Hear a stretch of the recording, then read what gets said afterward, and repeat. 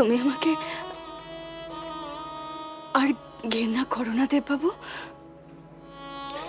ভেবেছিলাম আর কোনোদিন কাউকে ভালোবাসতে পারবো, ভালোবাসার আঘাতটা সহ্য হবে না।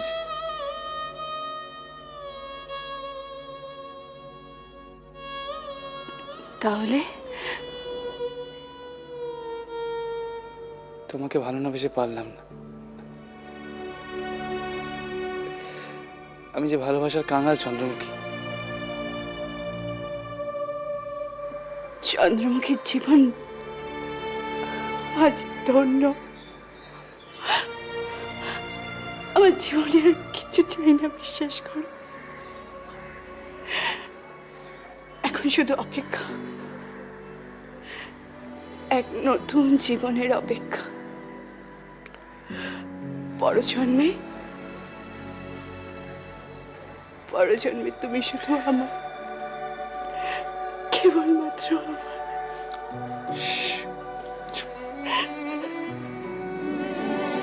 তবে তুমি তাকে বলো যে তার জিনিস তারই আছে, চন্দ্রমুখী কেবল আগলে রেখেছি, ভাগ বসায়নি। দেবদাস আগেও পারুর ছিল, এখনো পারুরই আছে। চন্দ্রমুখী তো কেবল দেবদাসের সেবা দাসী।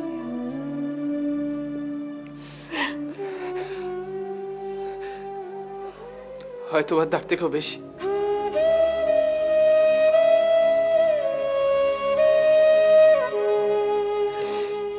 জানো চন্দ্র, আমার পোড়া ভাগ্যটা না আমাকে বারবার ভালোবাসার কাছে নিয়ে আসে, তারপর ফিরিয়ে নিয়ে যায়। আর আমি দূরে বসে চোখের জলে সেটাকে উপভোগ করি, কিছু করতে পারি। তুমি কিন্তু ভালো থেকো। আর যদি পারো এই বাকি কটা দিন আমাকে এইভাবে ভালোবেসো। আমি কাছে রইলাম না তো কি, দূরে থাকলে তো ভালোবাসা কমই না।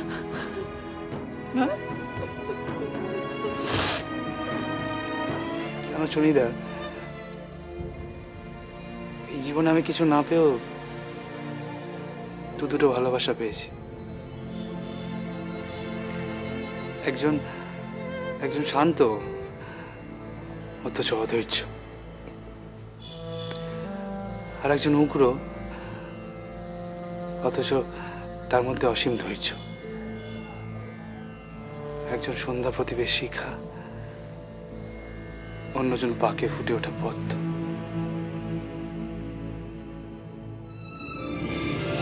সে কি ব্রাদার, তুমি তো দেখছি রীতিমতো রসিক কবি হয়ে উঠেছো। হ্যাঁ,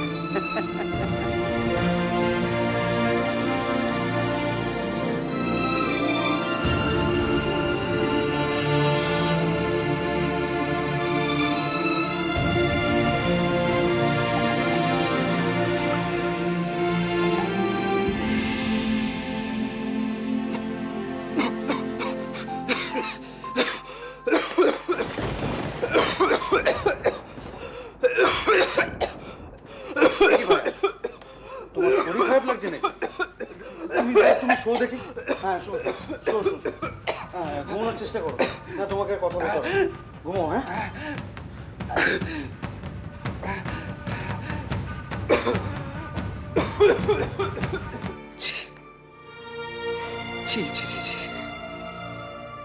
এ আমি কি করলাম